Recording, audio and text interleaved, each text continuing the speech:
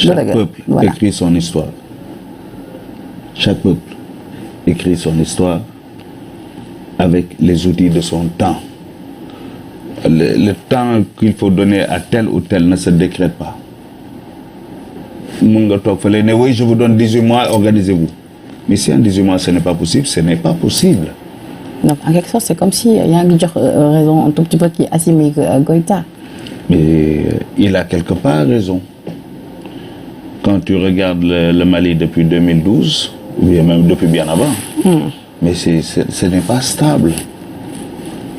Il faut rétablir la stabilité. Aujourd'hui, à Bamako, Bamako gère peut-être un tiers du territoire malien. Ils sont maliens modèles. Le système malien ne gère qu'un tiers du territoire malien. Tout ça, donc, reconstruire. Il y a beaucoup de zones où il n'y a pas d'État. Dans le nord, il n'y a pas d'État. C'est pas vrai. Amoul. Sauf que les missions Nations Unies, nous les convoyés, yobula. Mais Amos, fit ou dem fou. Ben président malien ñëmé wu fa dem. Président malien ñëmé wu fa dem. Dans le Grand Nord, ñëmé wu ko xana mu dem avec un gros convoi militaire des Nations Unies. Ça veut dire que il y a beaucoup de choses à reconstruire au Mali. D'accord. Et c'est des questions de souveraineté. C'est pour ça que les militaires ont pris leur responsabilité. Et c'est pour ça que, bien que nous on est des amoureux de la démocratie, on comprend que Mali est une situation spécifique. Et si quelqu'un te dit qu'il a compris, c'est qu'on lui a mal expliqué. Et par rapport à l'appel téléphonique entre Ouattara et Boubou Cissé, Man Ouattara, je n'ai aucune forme de considération pour moi. Donc, pourquoi? Je n'ai même pas envie de... Non, parce que quelqu'un qui a fait un troisième mandat, je n'ai aucune forme de sympathie pour moi, non. Mais quand même... Et puis, ça, il ne faut pas nous distraire, quoi. Pour moi, il ne fait plus partie de la question, il ne fait pas partie de la question, il ne fait pas partie de la solution. Voilà, son avis compte très peu. Mais en fait, Awadi, la question que j'ai réellement envie de te poser, c'est de savoir, en fait, une Afrique, là, moi, c'est un problème actuellement avec les coups d'État à n'en plus finir. Ce fut le cas Mali, également Burkina Faso, tout récemment, la tentative également Guinée-Bissau avec Mbalo, Tchad également, on n'en parle pas. Pourquoi nous dit que ça avec beaucoup de détails enchaînés unis comme ça en Afrique? Là, le problème. Le problème, c'est que pendant longtemps, par exemple, la CEDEAO ou l'Union africaine a joué le médecin après la mort. Ça a eu respecté les règles démocratiques. Ils ne disent rien. Mais quand on a dépassé les limites, ils viennent pour sanctionner. C'est des médecins après la mort. Quand on voit qu'il y a des problèmes dans la justice d'un pays, personne ne fait rien. Quand on voit qu'il y a des gens qui violent leur constitution, personne ne fait rien. Quand on voit qu'il y a des gens qui manipulent les constitutions, personne ne fait rien. Mais quand tu n'arrêtes pas, quand dans la justice du pays, il y a plus de justice. Parce qu'il y a un clan, ils volent tout. Et le peuple a faim. Le peuple le voit. Le peuple se fait agresser. Le peuple se fait violer. Le peuple se fait... Mais à un moment... Oui, mais quand les gens ne mangent pas à leur faim, alors qu'ils voient un groupe d'hommes qui à un moment, les gens vont se soulever. Mais est-ce qu'un coup d'État, quand même, est la meilleure solution tout de même? Quand tout est bloqué, quand tous les rouages démocratiques sont bloqués, à un moment, le peuple souverain se lève.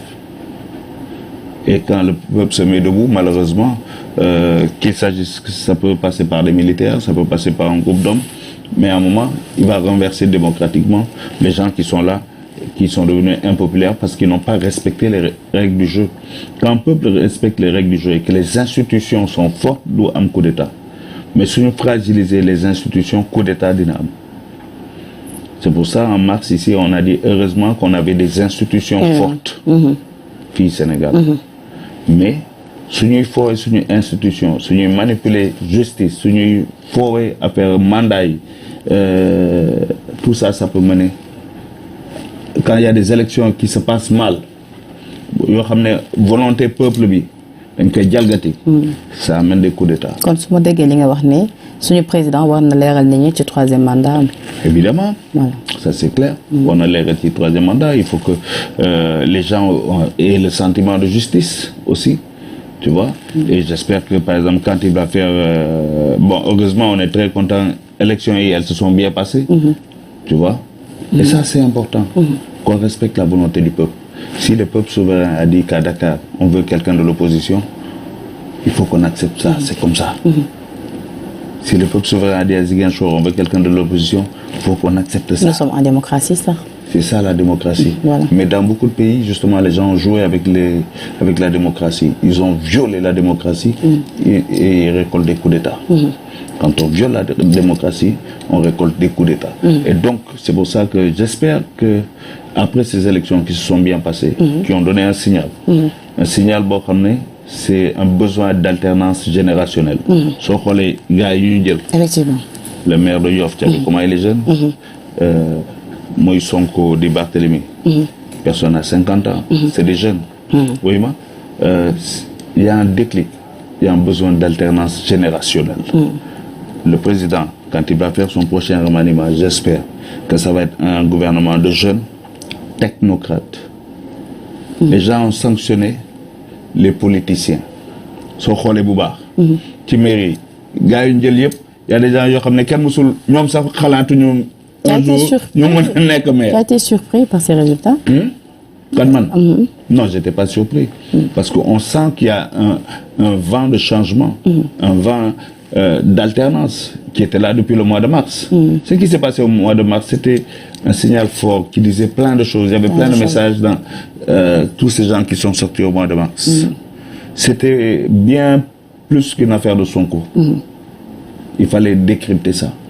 Et message bi mu ngi commencer leer un besoin d'alternance générationnelle, un besoin de moins de politiciens professionnels et plus de travailleurs, de technocrates qui vont faire avancer le pays. Tu vois, je pense que si le président, quand il fait son remaniement là, pense à des technocrates, à des jeunes, il donne la confiance à des jeunes. Gis nga suñu dëkk bi la majorité, c'est la jeunesse.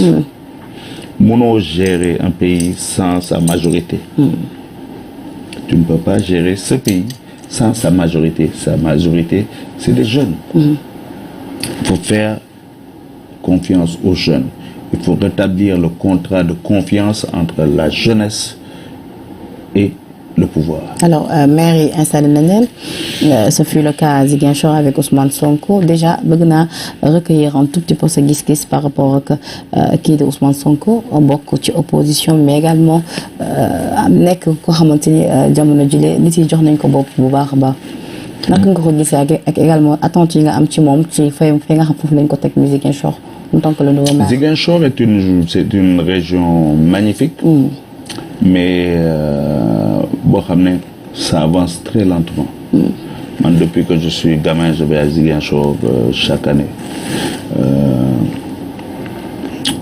À un moment j'ai un peu vécu là-bas. Donc je connais très bien Ziguinchor. Dëkk naa Alwa dëkk naa Néma HLM Néma donc xam naa Ziguinchor. Ce que je peux te dire Ziguinchor yomb na defa yombul defa. Il faut beaucoup de volonté. Je pense que Sonko, c'est que il a un gros challenge. J'espère que dinañ ko jox ay moyens mu mën a réaliser ay challenge am. Et qu'il va pouvoir unir tout le monde autour de lui pour faire briller Ziguinchor. Ziguinchor en a besoin. Il y a beaucoup de choses qui ne marchent pas à Ziguinchor. Ils ont eu quelques maires qui ont fait peut-être ce qu'ils ont pu, mais nous qui allons souvent là-bas, on n'a pas vu beaucoup de changements. Et j'espère qu'il va être l'homme du changement et que ça va être pour lui un test pour montrer son ambition pour le Sénégal. Également qu'il peut gouverner ce pays. Bon, en tout cas, voilà, il a peut-être une chance, mais j'espère qu'on va lui donner les moyens de réaliser ses ambitions pour Ziguinchor. Et en tout cas, c'est une opportunité pour lui de montrer que de passer du statut de candidat au moins il pourra pratiquer son projet pour le Sénégal à petite échelle. Voilà.